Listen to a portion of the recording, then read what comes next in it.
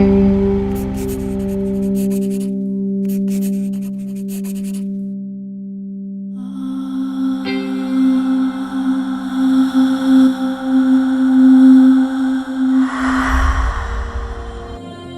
lâcher, Partir sur les routes sans destination ni limite de temps. et se laisser porter par l'imprévu. Parce que quand rien n'est prévu, tout est possible. Voilà le plan. Mais avant de vous en dire plus, laissez-nous nous présenter. Nous, c'est Vince et Nata, 33 ans et plus de la moitié de nos vies partagées côte à côte. Oui, on aime la vie, les voyages et surtout les belles rencontres. Notre passion ? Parcourir le monde de différentes manières. Sac à dos, voilier, tandem. Et cette fois-ci, ça sera sur le dos de Falkor. On commence donc il y a 1 an à préparer et rêver ce nouveau voyage qui nous permettra d'allier les rencontres, la liberté et l'aventure. Alors oui, on sait que cette situation mondiale incertaine n'est pas hyper propice à planifier un voyage autour du monde, mais on s'en fout. L'improvisation sera le maître mot. Mais avant de pouvoir se mettre en selle, il fallait qu'on règle 6 points importants. Ok, c'est bien beau de vouloir faire un voyage à moto, mais avant tout, il nous faut une bête capable de nous transporter les deux et nos affaires. Une monture qui n'aurait pas peur du chaud ni du froid, qui aimerait autant la terre que l'asphalte et qui nous offrirait un poil de confort pour nos carcasses de trentenaires. Alors on épluche les récits de voyage à moto et les chaînes YouTube afin de trouver un modèle assez fiable pour 2 novices en mécanique et on commence à mettre des alertes sur les sites de petites annonces. Le 1er août 2020, je trouve une BMW GS 800 à l'autre bout de la Suisse. Et après 5 heures de train, me voilà devant la bête. Après un rapide essai, le contrat est signé.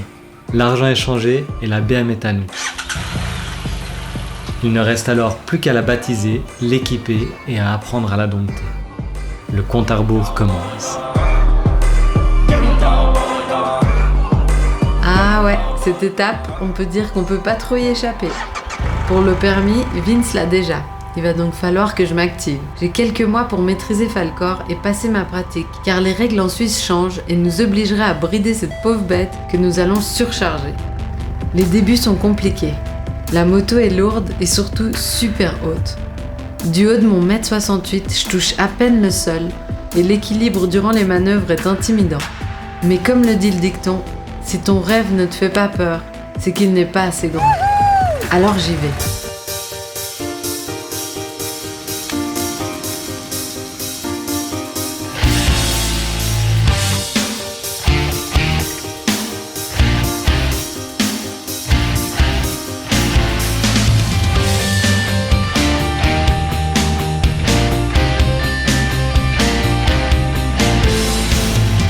Bon, c'est pas gagné.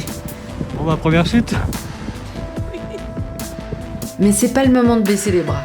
Je me remets en selle.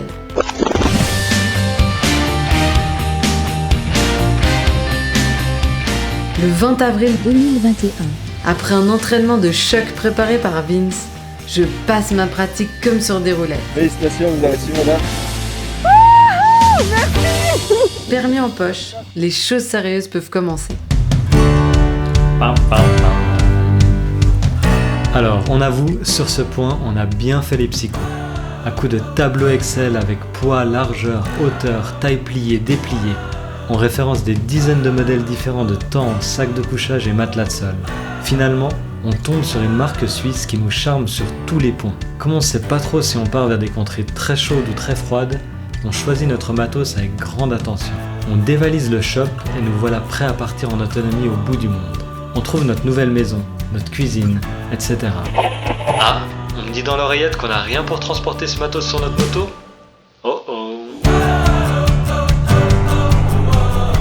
Falkor n'est malheureusement pas encore équipé en bagagerie. Après avoir regardé des dizaines d'heures de vidéos sur YouTube à la recherche du modèle parfait, on tombe sur une occasion à l'autre bout de la Suisse. Elles ne ferment pas très bien et sont pas mal usées, mais notre esprit positif nous dit que ça devrait aller. Tels des casseurs flotteurs amateurs, on s'invente serrurier le temps d'une après-midi à changer et réencoder les serrures de nos coffres en alu.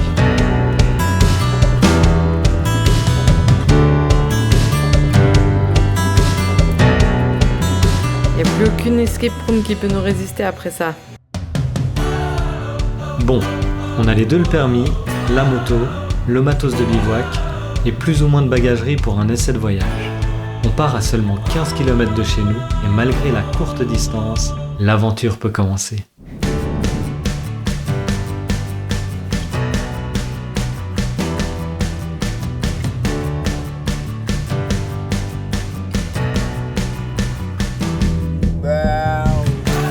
This is the Schlüsselpunkt. Schlüsselpunkt.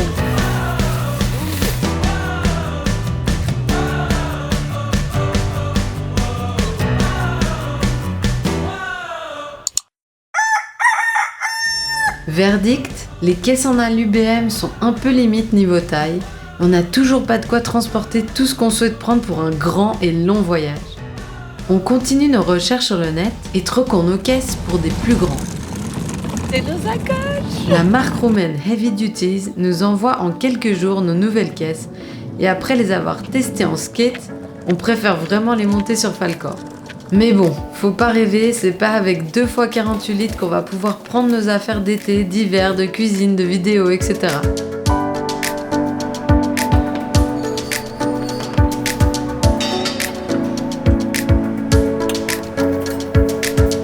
C'est là qu'on découvre la marque française Zulupak et qu'on trouve dans leur assortiment absolument tous les sacs étanches qu'il nous faut pour charger Falkor comme une mule. On vous passe les détails, mais on a eu extrêmement chaud avec notre commande car les sacs sont restés coincés en douane plusieurs jours. Petit contretemps, faisant qu'après des tonnes d'appels, d'emails et d'allers-retours, on les recevra exactement le jour de notre départ. Comme quoi, le hasard fait bien les choses. Mais on y reviendra un peu plus tard lors de notre départ.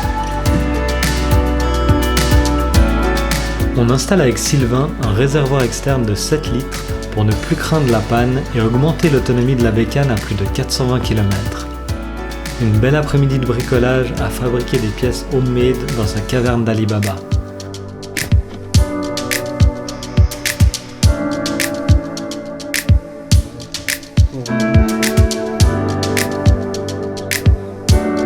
Merci Boto.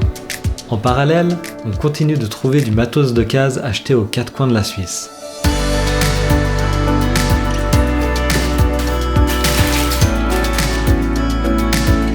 On fait le service des 30 000 kg de Falkor chez notre partenaire Urfération et on passe la matinée au garage où on en apprend un peu plus sur la mécanique et les points importants à avoir en tête durant notre voyage. Une belle matinée d'apprentissage avec des passionnés passionnants.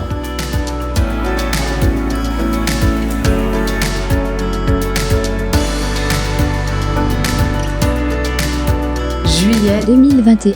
On fixe notre date officielle de départ au 1er août et tout s'accélère. Les dernières pièces du puzzle se mettent en place. On vide l'appart et on continue de vendre quotidiennement nos affaires inutiles. On avance vers ce minimalisme volontaire, symbole d'une vie moins remplie d'objets et plus remplie de moments précieux partagés.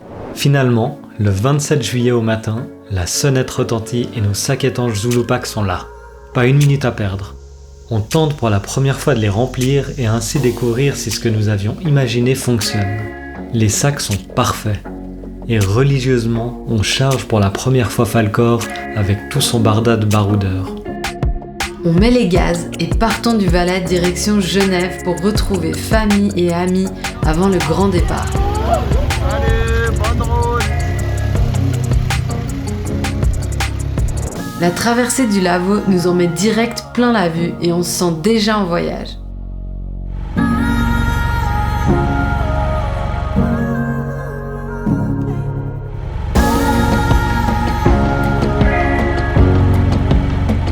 On profite un maximum de ces derniers moments en faisant le plein d'amour, car on sait qu'ils seront des moteurs lors de cette nouvelle grande aventure à 2 roues.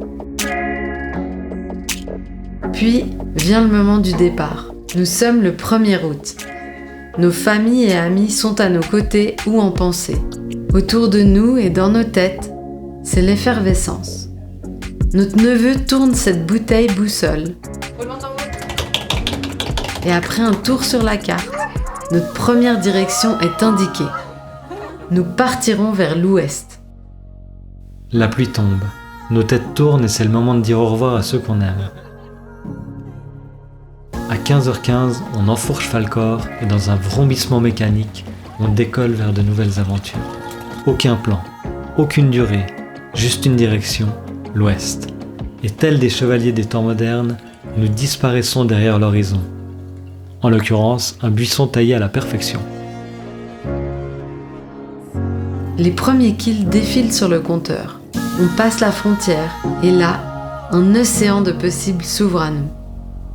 Quand rien n'est prévu, tout est possible.